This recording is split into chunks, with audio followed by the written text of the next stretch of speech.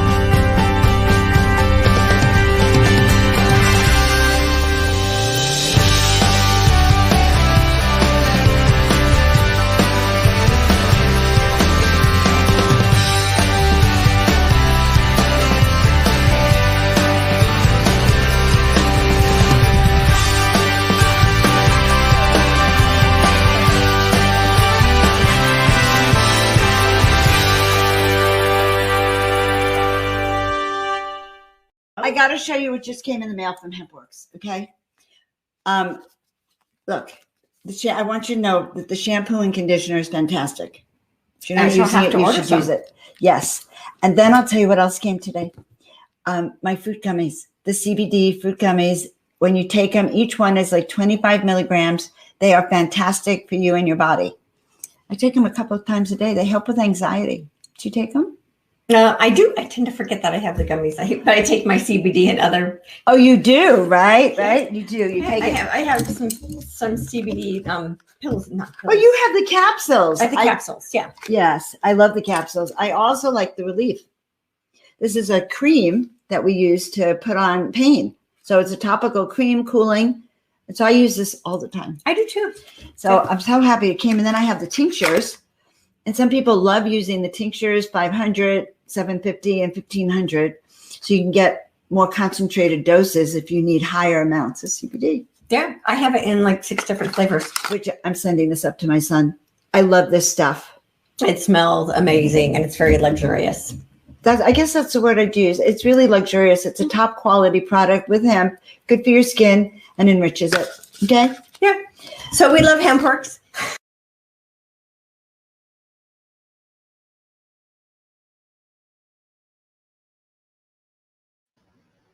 And I do too. Well, welcome everyone. So have you ever felt Earth is not your home or realized that you're different from others? So our guest today, who I'm going to bring on in just a couple of minutes, Barbara Lamb, is going to explain to us what that feeling of not being like everyone else really is. So guys, I am Joan of Angels. I am so happy that you're here on the channel. If you're new to the channel, welcome, welcome, welcome, and share, subscribe, and love it, because the truth is about to be revealed on all things, and I'm your host, Joan of Angels. And I am doing this series on stepping into the miraculous with spiritual luminaries and other inspirational people so that we can explore concepts on how to open your heart and step into the higher dimensional vibrations. So guys, I am really just excited to see you. Today's episode is really going to be talking about how we get on the path of awakening by knowing more of who we are. And I'm very happy to introduce a friend of mine, an acquaintance, Barbara Lamb. She has a Master of Science, MFT, CHT. She's a world-renowned experiencer therapist, ufologist, crop circle expert, and past life therapist. She offers personalized regression therapy sessions, books, workshops, and interviews. And since the early 1900s, she has regressed more than 2,000 people in their encounters with not just ETs and other interdimensional beings, but also past life experiences, your soul journey. She's a consultant. She speaks at many conferences, received 4 Lifetime Achievement Awards from 4 major conferences, and written several books. So she's an amazing woman. You can find her all the time online because she's asked to speak everywhere. And I want to tell you a little bit about how I met her. So come and join me and welcome Barbara Lamb. our international guest right here. Oop, there we go. Let's see. There we go. Hi, Barbara. Hi. I Yes, did. let's hear how we met. I would like to hear that. You'd like to hear it from my point of view. Okay. I had been introduced to the crop circles, and I had gone for a week or two with a friend, and she had worked with Andrew Collins years ago, and she took me all around, but we didn't interact with any other people in the crop circle world. So a few months later, or a year later, I made up my mind I was going to go to that crop circle conference in Glastonbury and go by myself this time. I booked an Airbnb called the White House for a week, and I went to the crop circle conference, and I had never really done anything like that in that way before, like gone to a foreign country to take in a crop circle conference. And Barbara was the guide on my bus. And I was so taken aback. I forgot that. Remember, of course, that's a good thing. I figured that's why I was going to tell the story. But you were the guide on the bus, and you were so fascinating to me. And the people on the bus, there was one woman there, an older woman who was an artist who had a healing when she was with Lucy Pringle. Lucy had done a big write-up on her, and I had no idea. So I think, and then I had a regression with you. We squeezed it in. It was an old British building. It must have been from the 1300s or 1400s. And it was a great setting for a past life regression. Right. So that's how we met everyone. Thank you for reminding me about that. You know, I have had so many trips to England. 27 years I went to England for crop circles. And I had really, frankly, forgotten about leading those bus tours to the crop circles. I know for many years I'd led my own personal tours, you know, of 10 to 18 people. And but I had forgotten about the bigger ones from the conference. Yeah. Oh, it was, remember. Yeah, and because you meet people in so many different ways, but it had, and this is something so interesting. It had such a profound effect on me, and we never know how a meeting like that has that kind of effect. Yes. Yes. Right. So well, you and I have had amazing experiences, and so much has happened since then that we've both evolved and developed and learned so much since those early years. Yeah, both of us. It's amazing. If I think about it, that was 15, 16 years ago. Yeah. So it was summer of 2005, I think, and it was quite a while ago. So you've had 16 years without me here, where I've gotten to watch you about what you're doing now on the planet. I know. Well, and then we meet once in a while. We meet once in a while, very happily. I have pictures of you from meeting up with you at different conferences, UFO conferences. It's a good time to share that. Yeah. Later. Yeah. Share it on Facebook, yes. And that's been a love of my life. But so I want to ask you a few questions. All right. Okay. That's why I had you on the show, just to find out more about you personally too. Like, how did you get, so I understand you're a therapist and you probably had a traditional therapy training, right? And then you had to get your MFCC license and all of that. But then you branched off into something most therapists don't do, UFOs and experiencers and crop circles. So how did that come about? Like, did you start? Well, after I had been a licensed therapist and in practice for about 8 years, I became very attracted to the idea of past life regression therapy because I had been having some spontaneous past life recalls, I call them, when I was traveling in other countries. And they were very vivid. And one of them was extremely traumatic. And I had to really process it emotionally. And I thought, you know, I wonder if somehow, apparently we do have past lives, which I had not believed in really. before I was having those experiences. And I began to wonder if it could be used therapeutically somehow. You know, what's happened in the distant past in previous lives that could be affecting us now. So fortunately, I discovered that there was the Association for Past Life Research and Therapies. And this is all in 1984. I discovered them and was very, very impressed with what those therapists were doing, past life regression therapists. And then I took 5 years of their training. And then eventually, that took us up to, well, 1988. And then during that time, I was really wondering about, you know, the people's experiences with extraterrestrial beings, and had to do quite a bit of research about that to think, you know, whether or not I even believed in that. And lo and behold, at a certain point in 1991, I had done enough research and heard enough people give testimonies about having those kinds of experiences with extraterrestrials, visiting them and taking them away for a while. And I decided one day that, yeah, I felt ready to work with that if anybody would ever come for that. I didn't think they would. But, but as it wonderfully happened, 2 hours after making that decision, one day in the shower, 2 hours later, I was in a metaphysical bookstore, and the woman behind the counter recognized me and asked if I would work with her 21-year-old daughter, who was highly traumatized by having these unusual extraterrestrial visitors coming into her room at night. It usually happens sometimes during the day as well.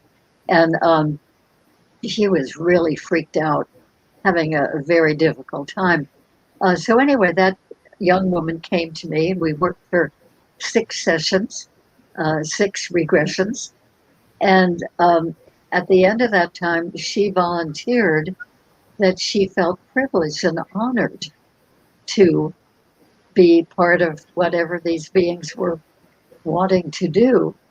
And so that was a really outstanding beginning for me. And then I thought, well, if anybody else wants to come for that reason about alien visitors, now I know I can work effectively with that, and it turns out well for the person.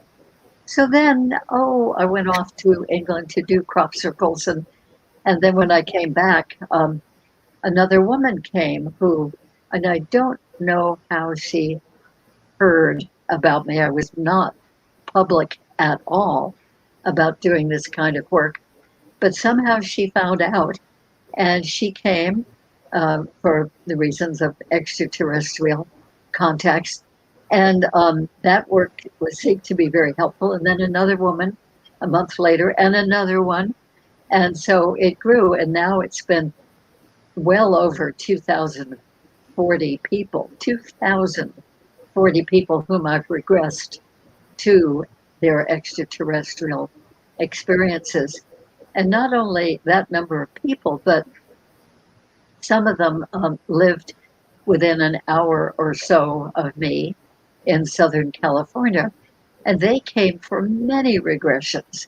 I think one woman came for 60 regressions over a period of about 11 years.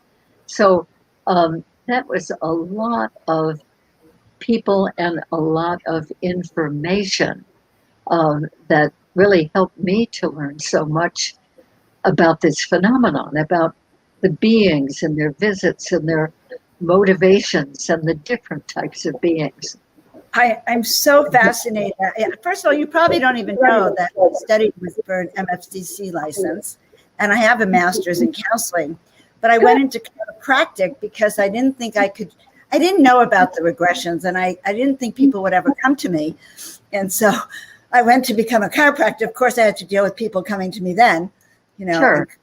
But I love how you put out your intention and you knew. So did did you know you had ET contact yourself? Do you feel that that's part of what drew you, or No, I didn't think that I had at all, because all of the indications that the people I worked with and others I had heard about um, were not common experiences to me.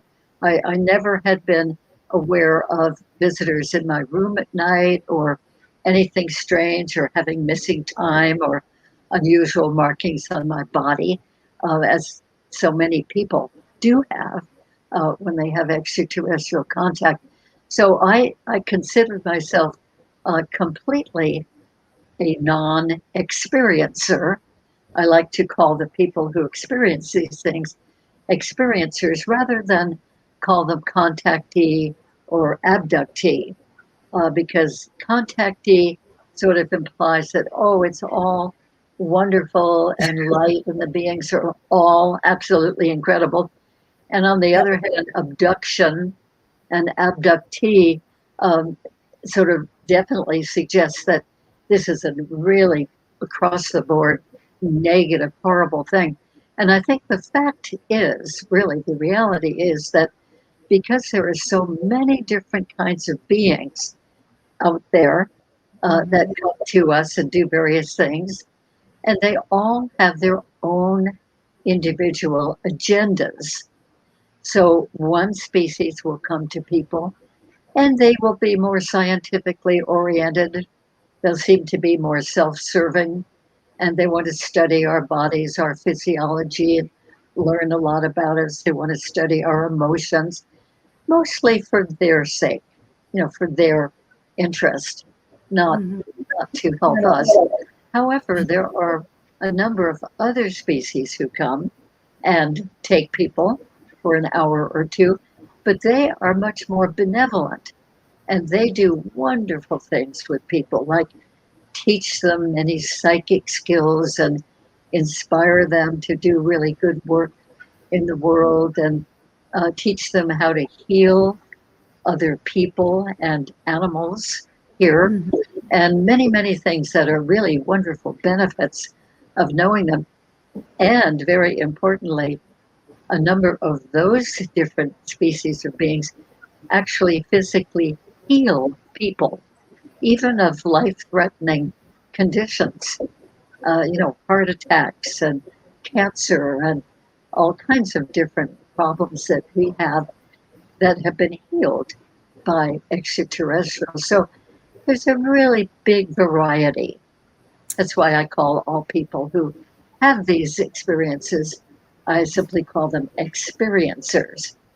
And it is true that for even one single person, that person might have experience sometimes with the ones who do the physical examinations and poking and probing and taking of samples and putting in implants.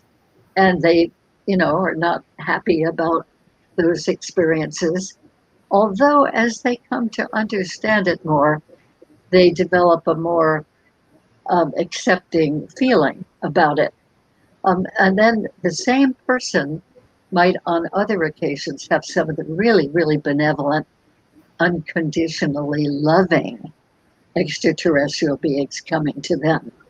So I think that any one experiencer has a whole variety of things that happen. And I personally feel from my experience here is that the more somebody wants to look into it and have the regressions, the more they know about what actually happened, the more benefit they get out of that. In other words, it so often happens that when something mysterious happens and we don't know what it was, we only remember maybe a very few moments of the experience, and we wonder, what was in the rest of it. That once they find out it, across the board, with my experience of regressing so many people, once they find out the details of the experiences on board the ships with these unusual beings, the more they find out, the more they can integrate it, the more relieved in a way they feel, because it's the unknown in Right. life, including this, that we Right. really worry about. Well, And yeah. that's true when the beings come into the room Mhm. for a person. It's all they are unknown to the person, and they're very different looking, of course, and different acting. And so because of the unknownness, what are they going to do? What's going to happen to me? And especially if they feel themselves being levitated and floating across the room and through a wall, that really causes concern, as we could certainly appreciate. Right. So they And they so that- recall this in the in regression. It's not like they remember it from the dream or from real Right. life. Yeah, most people remember just the very first few moments of an experience Right. and not the rest. But once in a while, I talk to somebody who has remembered a flash here or there about what happened on the ship, the UFO. Mhm. But it's never been a continuous happening that they remember, the continuous encounter. So in the regression, I always have the person go back to the very first moment of awareness that somebody else is there, something unusual is happening. And we go right through the whole experience, moment by moment, as if the person is reliving the Uh-huh. experience. And right Just through so to you know, the I'm end. reliving it now. As we are talking, I Yeah. have it in my belly button. I am reliving it a little bit now because I had very frightening experiences. I used to be terrified. Let's. I have a few questions for you. So, how would someone know that maybe they were an experiencer? That's my one question one. Okay. Okay. How would we know? Well, What are there are a number of different hints, and I think they're very important hints. For instance, some people have had what we call missing time. They've been doing something, and suddenly it's 2 hours later, and they think, "Oh, where did all that time go?" Or in some cases, they were driving in their car or riding in a car, and then the car motor seemed to sort of splutter and slow down, and usually they or the driver will pull off the road for safety's sake, and then they don't know anything for an hour and a half or 2 hours typically, and then suddenly they sort of wake up. It's like waking up. They come back into consciousness and then pick up their lives where they left off. And usually somewhere in there they will notice that, it's a couple of hours later than it should be. What happened? So that's one of those mysterious things that gets a person's attention. Another thing is that very often a person who experiences this type of thing will wake up in the morning and sooner or later notice that there are some strange markings on their body that weren't there the night before. So it might be a like a triangle shaped bruise, or it might be a perfect circle of what looked like little pink pinprick marks, or a straight line scar, or a straight line of little pinprick marks, um, or even a square pattern of pinprick marks. And then sometimes people will notice that somewhere on their body there's a little lump under their skin, and they might, that move that little lump around and push on the skin and notice that it feels like approximately the size of a little BB. And they wonder, how on earth did that get there? I didn't put that in there. Or they'll notice a little scoop shaped mark on their skin somewhere. Might be on a thigh or a calf or an arm, usually someplace where they can actually see it. And so these are clues. And then sometimes a person will have kind of like a really quick flash of a memory of a face, uh, an extraterrestrial face. And especially impressive are those really big eyes, those big black eyes that seem to be staring at them. And so, Like uh, these. all kinds of things. Yeah. Yes, perfect. Thank you. We're bringing him in. Perfect example. You know Yeah. what? Yesterday, I walked out of my front door of my condo, and there in the just a regular thing, I was doing a regular errand, and I looked at the ground a few feet away, and there was a rock who looked exactly like that statue that you're holding up. A Had rock? big black eyes and the tapered face and a little tiny suggestion of a mouth and the rounded head. And I thought, "Uh, isn't that a lovely synchronicity here?" And That this a lot. person who has so much to do with this, that I'm seeing this rock happens to be there. Now, I've been in and out of that door and past that garden many times, and I never Mhm. saw it before. Somehow it seems like that was newly placed there. And my neighbors don't know anything about this part of my life. They don't know anything about the work that I do. So I'm still kind of wondering, how Oh, that happened. right. It could be very possible they took that form for you. Maybe there was a message for you. So you have not had your own personal experiences. Is that what you're Well, talking about? I have actually, but when I began the work, I know that I had not. Back in 1991, prior to 1991, I know that I had not had those kinds of experiences. But in 1994, I did. And that's because one of my wonderful clients who came many times also channeled an extraterrestrial being. And the extraterrestrial being is not here.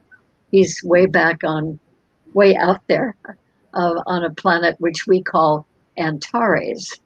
But he has the ability to, must be like our remote viewing. He has the ability to know from a tremendous distance so much about what's going on here.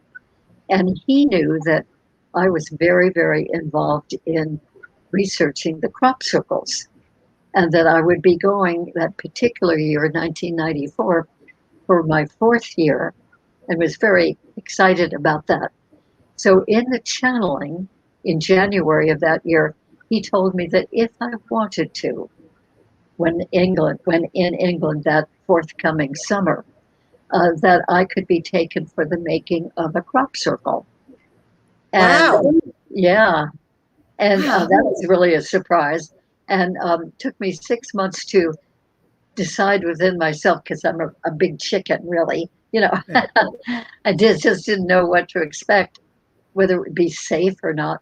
And so it took me 6 months to decide that, yeah, I'd like to take the chance and I would like to have that experience. So They in that called him last, on the phone. How no, did you? no, no, we never had phone calls, not Okay, even but with he got cell the phones. message. So he got the message He that got the you would message because house. of the channeling that happened just before I left for England that summer, 1994. Anyway, I went to England, did a whole bunch of other things, and it turned out, make a long story short, it turns out that on that very last night before the last day of visiting crop circles that summer, that last night, three beings came into my room. I was aware of it, but I was out of consciousness by the time they got to the bed that I had just gotten into, and I was not conscious of anything the rest of the night until the alarm clock went off in the next morning. However, the next morning, I was with a big group of people. It was a conference group, and we traveled on a big double-decker bus from where we were staying to a place up in Avebury, England, where I recognized from the window of the upper story of the bus that there was an indentation in a field that we went by. And so I recognized that that must be a new crop circle. So after the bus stopped, I ran out of the bus and into the car of a friend who was following with a rented car. And we went back, and we were the first ones ever to be in that brand new crop circle. And it turns out, I'm making a long story short here too. It turns out that not only was I the first one to discover the crop circle, but that that was the crop circle that I was taken for the making of. And I know that because after I returned from England, I had a past life therapy colleague of mine regress me to that night, seeing the three beings coming toward me in the room, and found out that, yes, indeed, I had been taken for the making of a crop circle on a small, round craft. And it was Wow. a very quick experience, a very nice experience, very neutral. The beings didn't do anything to me personally. They just took me, sat me down, and let me witness the whole thing. When it was over, really quickly, they brought me back to my room, and I slept the rest of the night until the alarm went off. So that, you see, I think is what opened the door. And I sort of formed a theory gradually that once somebody has one experience with one kind of extraterrestrial being, they are likely to have experiences with other kinds. So I think the way that it must work is that these different species of beings, even though they're on different planets far, far apart, that they communicate because they all communicate telepathically anyway. And distance seems, huge to us. But to them, that really doesn't seem to be an issue. So I think that the group that took me for the making of the crop circle, that they were consistently one type of extraterrestrial being. I do not have a name for that, but I can still picture them. And then the information from them, I think, went out to other species who gradually, over time, over the next few years, several years, came to me. So in total, I've had 4 different experiences myself, and That you each know. one a very, very different type of being. And they've all been perfectly good. In fact, they've been really, I would say, wonderful. Yeah, so I'm fortunate. You are so fortunate that you see them. So this particular being I got at a conference where I think you were speaking at Neil's conference back in 2013, but I had a dream the night before that I was encircled by all of these beings they were the healer beings, Cynthia Crawford had said.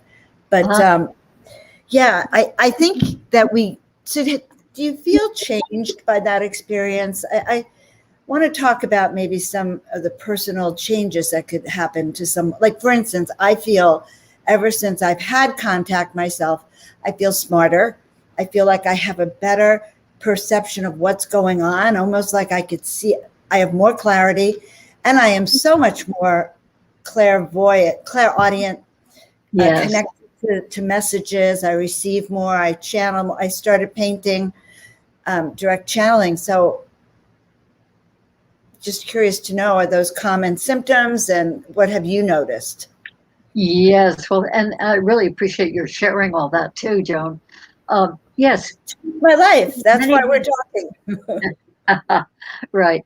Anyway, many people realize that they benefit tremendously from their experiences and are very positive about having had those experiences.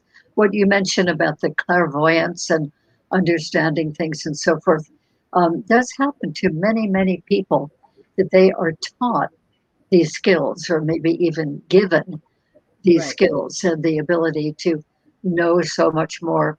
And of course, having had positive experiences like that, that really inspires those people to learn more and more and more about it.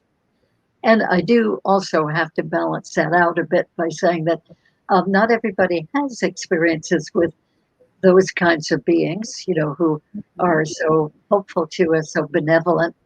Many people describe them as being unconditionally loving, more loving than anyone they have ever known in their life here on Earth.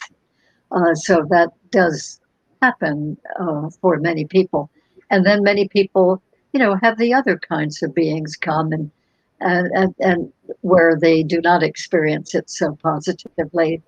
And many people have both the loving, inspiring experiences like you have had, and I'm very glad that you have.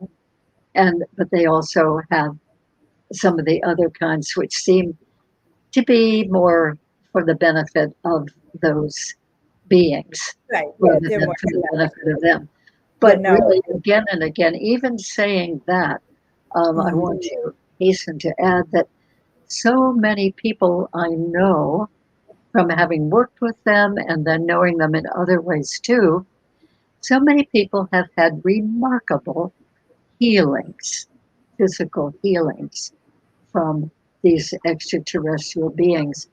For instance, a man I know um, went through a very difficult time years ago in his 30s, and he was extremely stressed out, and his body was showing all kinds of symptoms of having major problems. And I know one night he was lying in bed thinking, "Oh, there's just no point in my even going on with life." He wasn't directly contemplating suicide, but he was certainly thinking that there's just no point in continuing to live because he had so many different physical things going wrong, and he was very, very depressed. And he just kind of, while going to sleep, sent out the thought, he didn't know to whom, but sent out the thought, "I really need help." And then during that night, he was slightly aware for a few moments that there were beings there in the room doing something with him. He didn't know. He went on back to sleep or he was switched off. But in the morning, he woke up and he just felt great. He felt fine and continued to feel fine and went to work and, continued on with his life. And he realized from that just 3 seconds or so of awareness in the middle of the night that these were extraterrestrial beings who were there, before he kind of went out of consciousness. So he attributes this remarkable healing and rejuvenation to them. And then another time, about 20 years later, he was having a lot of difficulty in some particular way physically, and the beings came and healed him again. So there are just many, many testimonies in the regressions and outside of the regressions of people having been healed. And I think that is a really outstanding blessing.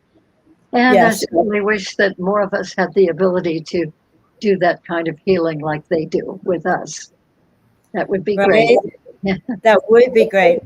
When you do regressions, Barbara, do you ever get to talk to the extraterrestrial himself or herself, the being? Oh, I love your questions, Joan. You're It's like, right. I want to know everything about this.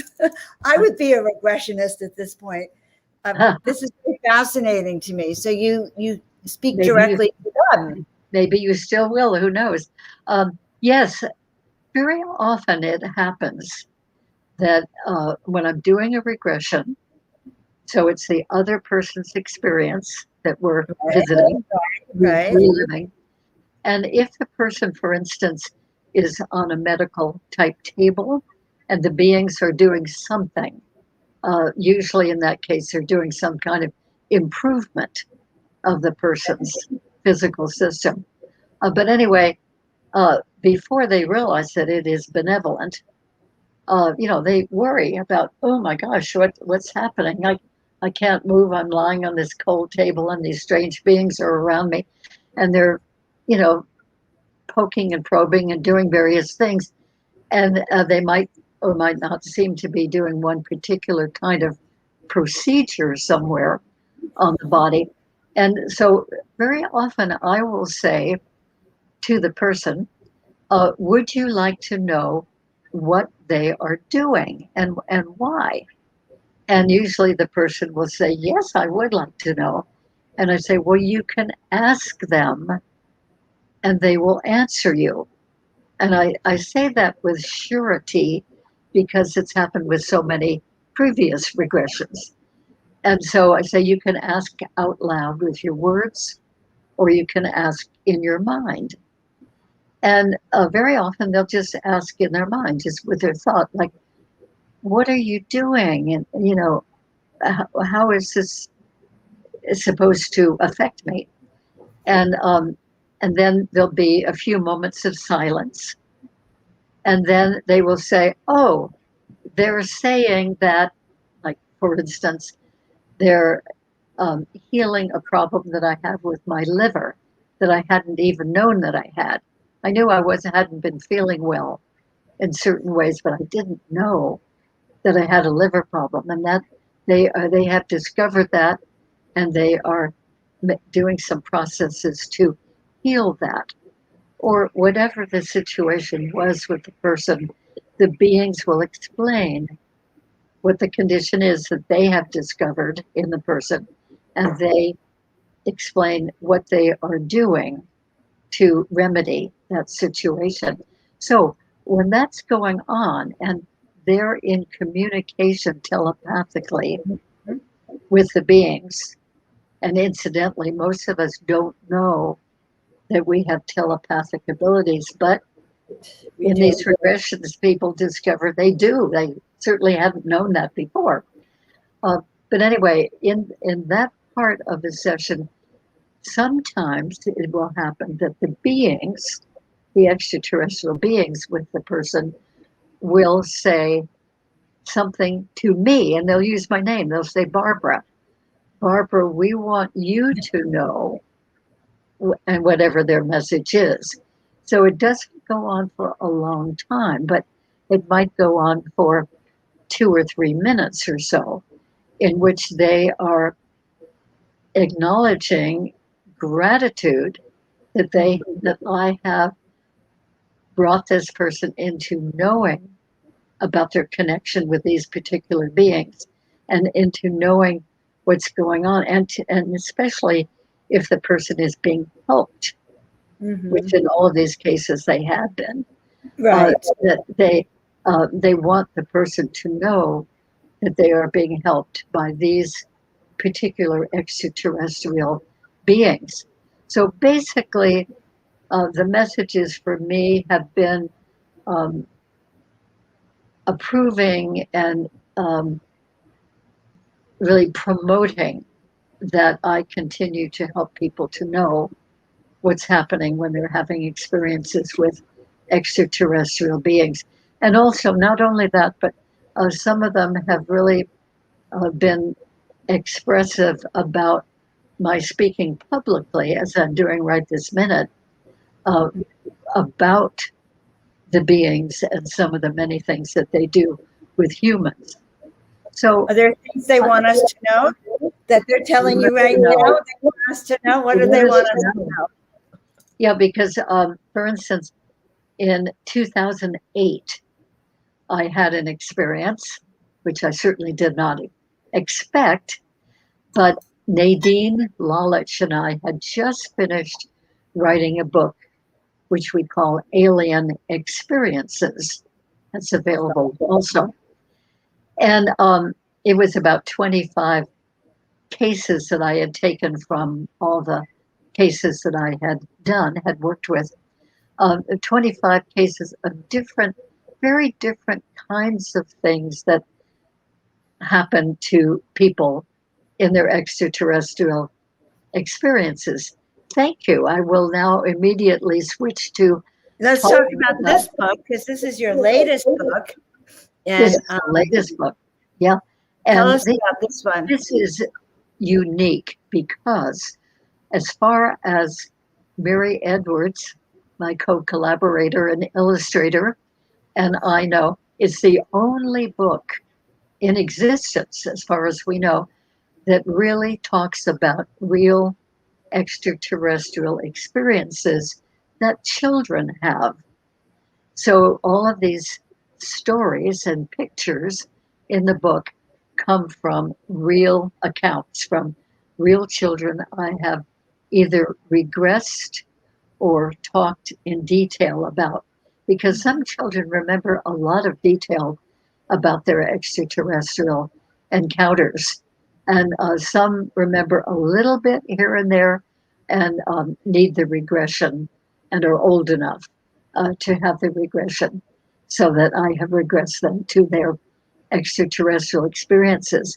Anyway, the book is geared for children, but we also recommend it for adults because it's not only about 18 different kinds of experiences that children have with extraterrestrials that they have had, and I'm sure are continuing to have, but it is something that if a parent would read the book or look at the book with the child, it might trigger the memories of the parent if the parent has had experiences with extraterrestrial beings as well. So you see, many of the people I regress, and all these years since 1991, many of them, of course, are adult. They're mostly are adults of various ages. And many of them have been regressed back to experiences with extraterrestrials, which they had had when they were children. And a very typical thing is that when a child experiences these beings coming into the room and doing unusual things, including taking them away for a while, the child will frequently mention that to the parents the next day. Oh, the little boogeyman came, or the little monsters came, or my little space friends came, or however they talk about them. And the parents usually say, oh, it must have been a bad dream, or it must have been your imagination, or it must be your imaginary friends. In other words, the children don't have anybody usually who will really take them for what they're saying and really take it as truth. And so these children, are confused. They want to talk about it, but they don't find anybody who will believe them. And so this book has a lot to do with getting the conversations going between the children who have these experiences and their parents, and to really bring to the parents' awareness that yes, these things really do happen to many people. They don't happen to everybody, but they happen to many, many people. So we want to get the child validated if the child is having experiences, and the parent to be validated, and definitely to open up the line of communication between the parent and the child. Also, it will acquaint many other children and parents to the fact that these experiences are really, really happening. Right. And so we think it's really good, a perfect timing too, because I love that. there's a little bit of disclosure coming out now from the United States government. And I mean, a lot more thought about all these UFOs, the strange things in the sky. So, I mean, it just happens serendipitously. As if they didn't want your book to come out right now. Yeah, it seemed like it. As if they actually, and it's interesting you said disclosure, UFO disclosure. It is trickling out from the government, but you know what? It is bursting forth from experiencers. Yes. Disclosure, I noticed, and this weekend, I don't know about you, but I'm in a disclosure conference that's happening this weekend. 55 speakers disclosing. I don't know what they're disclosing. I know what I'm disclosing, but it seems like they are disclosing. The people are disclosing, and that gets me to my next question. We haven't really talked about the hybrid children that much, but do you think Do you think that's very pervasive on the planet, or do you think there's only a small percent? Like in my world, I know lots of people who've had experiences and hybrids and contactees, et cetera, et cetera. But in the other world, is this common, or is it? Well, is it I think it's such a great question. I think that hybrids, ET human hybrids, on Earth are more common than we could possibly even imagine. So I would say personally, I know about 30 people whom I am convinced are ET human hybrids. And they're all here. They were all hybridized, and they are all here to give benevolent service, basically to help to raise the consciousness of humanity. And boy, do we need it, that raising of consciousness of all the negative stuff going on. Oh my gosh. But anyway, we humans have the capacity for a wonderful higher consciousness. And these hybrid people are people who are bringing that to the world. Now, there are people who are born here fully, the normal way that we are born, but at conception or during life in the womb, they were given extraterrestrial genetics by the extraterrestrial beings. So any one of these hybrids whom I know has a combination of DNA from 4 or 5 or 6 different species of extraterrestrials who are all benevolent, and they're all very caring about Earth and concerned about Earth. And because those extraterrestrial beings cannot come here and live, well, they wouldn't be accepted, nor would they be able to withstand our bacteria and viruses and our food and pesticides and everything. So they can't come here, but the next best thing that they can do is take one of the people that they want to have experiences with anyway and give them the genetics so that they will have some of them, the extraterrestrials, in them. And through these beings, these humans who are ET human hybrids, they will be able to have the work carried out, the benevolent work that they would like to see done here, because they can't come and do it themselves.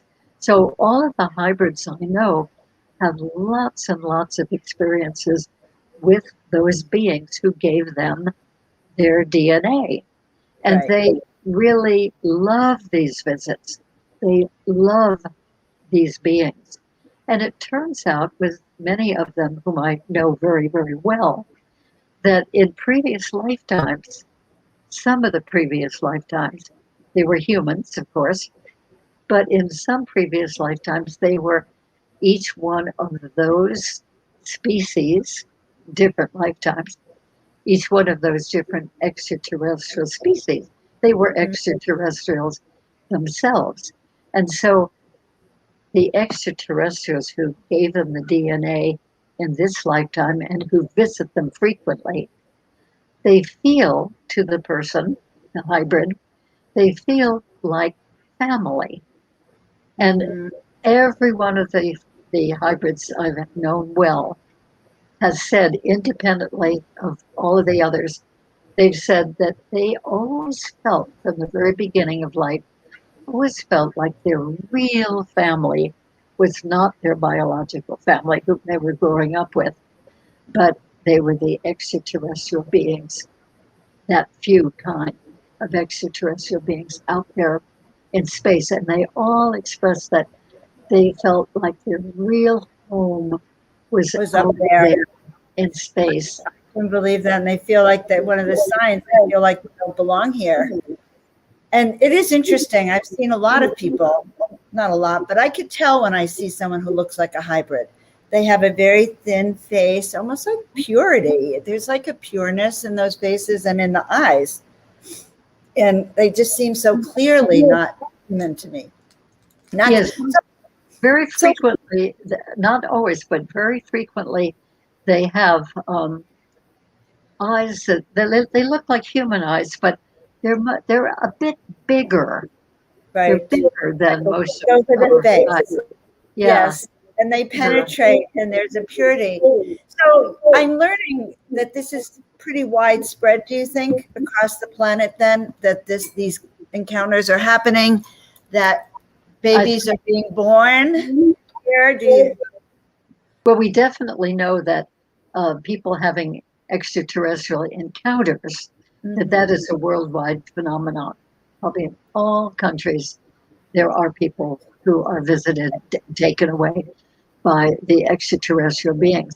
Now, I would assume, I don't know specifically, but I would assume that there are many, many ET human hybrids all over the world, just like there are here in the United States, because it's the experiencer phenomenon is worldwide. I should think the hybrid It's growing. phenomenon would be too. And that those beings not only want to see people grow and rise in consciousness here in this country, but they want to see that happen all over the world. So I certainly assume that there are hybrids doing the work that they can in other countries as well. So you feel it's a good agenda, that what the bottom line with the hybridization, because you called it the hybridization program. Yeah. You also said something that they know, like that Barbara was open to having experience, so now you're going to have more experiences. So I feel like there's a little social media network up there. They go, okay, you want some really interesting human to talk to Joan and Barbara. Sure. We'll give you new insights. Oh yeah, because as I was saying earlier, they seem to know so much about us. They know so much more about us than we know about them. And Right. you and I and people like us, we try to learn everything that we can about them, and they're aware of this, and they're aware of you, Joan. I'm sure, absolutely. And We're going to have a visit tonight. probably cheering you on. I feel cheered on. I really do. Like Yeah. sometimes I don't feel the inclination or the energy for traveling and going to another conference. I mean, I'm excited in a way, but thinking, gee, this is really an effort. And yet there is this other thing that comes in that sort of carries me through. And I think that other thing that I'm talking about, not a thing, but shall we say a force or an energy, a spirit, comes in and enables me to do that and to do it perfectly well and to always actually enjoy doing it. Yeah, whether I had to like it or not. You look like you're listening all the time. You're so present wherever you are, Barbara. I want to tell people how they can find you and what you're up to, so they know your current event. We've seen your book, which is on her website, barbaralamregressions.com. Can they book an appointment with you? What would you like them to do? Yes, people can order each one of my 4 books online, and we certainly are encouraging people to do the E.T. Friends book. Yes. New and fresh and very significant, I think. Also, they can add an email message to me on the website. They can order the books that way, pay through PayPal. It's very simple. And I send them out and do a little message and my signature with each one. They can also order any of those books on Amazon.com. And so they're very readily available. That's certainly a nice feature. And they can leave me an email message. Many people contact me for regressions by filling in the form on the website, and that gets sent over to my emails. And then I do eventually, I'm kind of behind in that a bit now, but I do eventually answer every one of them and see many clients that way. So I am available. And, especially because of COVID, we were using Skype and Zoom for the regressions. and found out that that works very, very well. And so I'm continuing to do that work as well as in person. The in person work is done mostly in San Diego, California, where I am, and at conferences when I'm there speaking and doing experiencer work. But it's really nice that anybody in the world, literally, Right. can do a session with me on Skype or Zoom. And I have done a number of experiences, regressions with people from other countries. And it works just amazingly well. I mean, you know, I'm just so grateful for this technology, like talking with you right now. I know, right? It's wonderful. I feel like I'm right with you. I love this. You're almost here in my angel studio, where I think the angels and some of the extraterrestrials have a lot in common too. With Yes. that energy. They do for sure. We'll talk Yes. about more next time. I have loved having you on the show. I think these are all the questions, my first level of questions. If I had you another hour, next time I have even more questions. But I Okay. feel like I understand a lot more, first of all, about you and what motivates you. I say that this is stepping into the miraculous. I'm calling forth miraculous type people who do things that assist others and inspire. So that's why I had you on the series. But I love this topic. I just feel like the ETs are here to help us uplift our consciousness.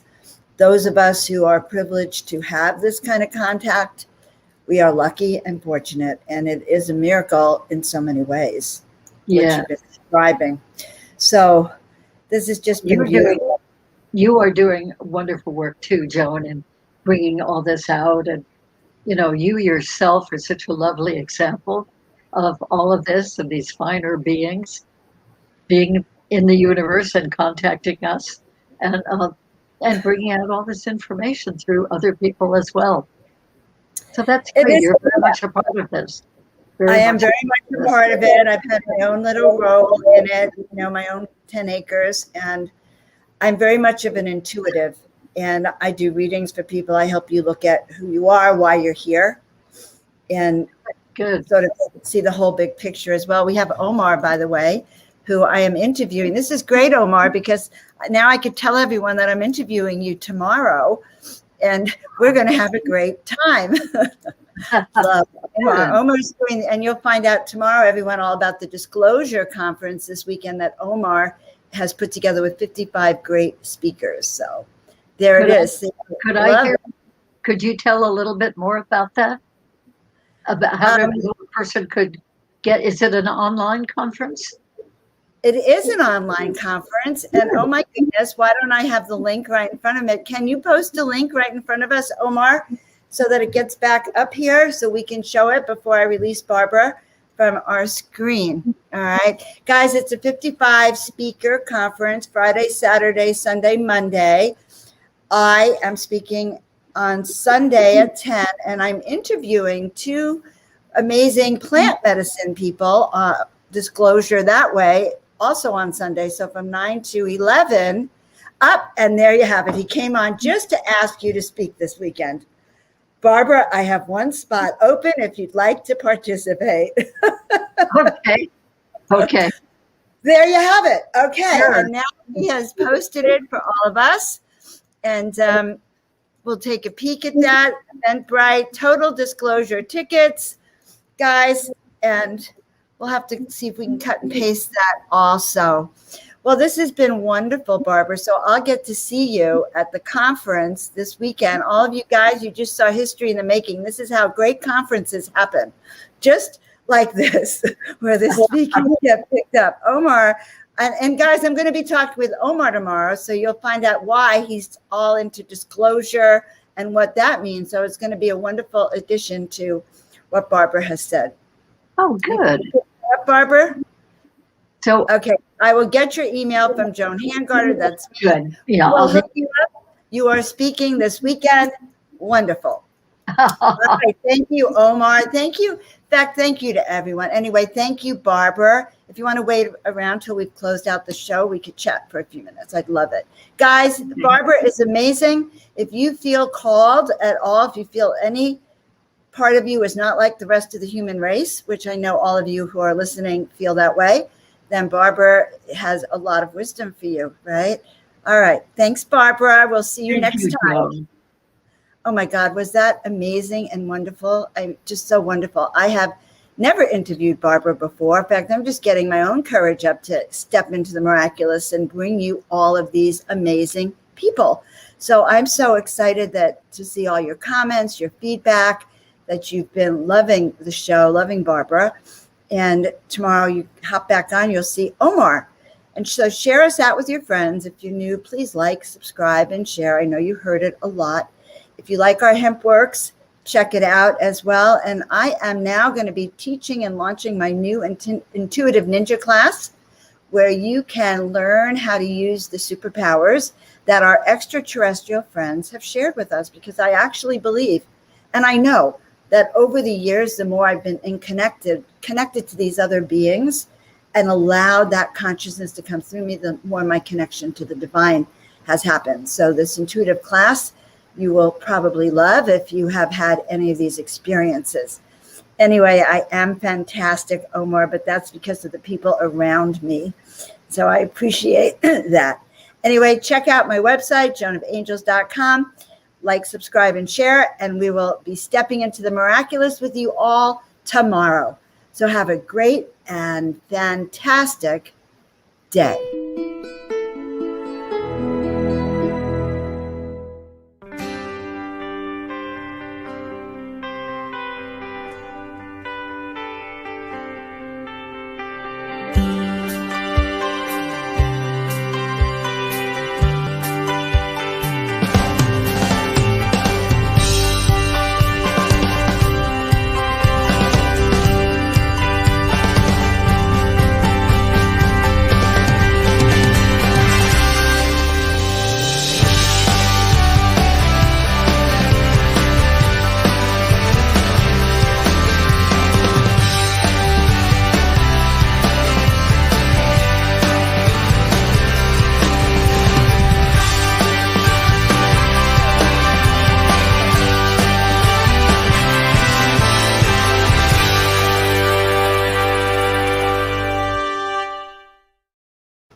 You've been listening to Joan of Angels, and we will see you all tomorrow.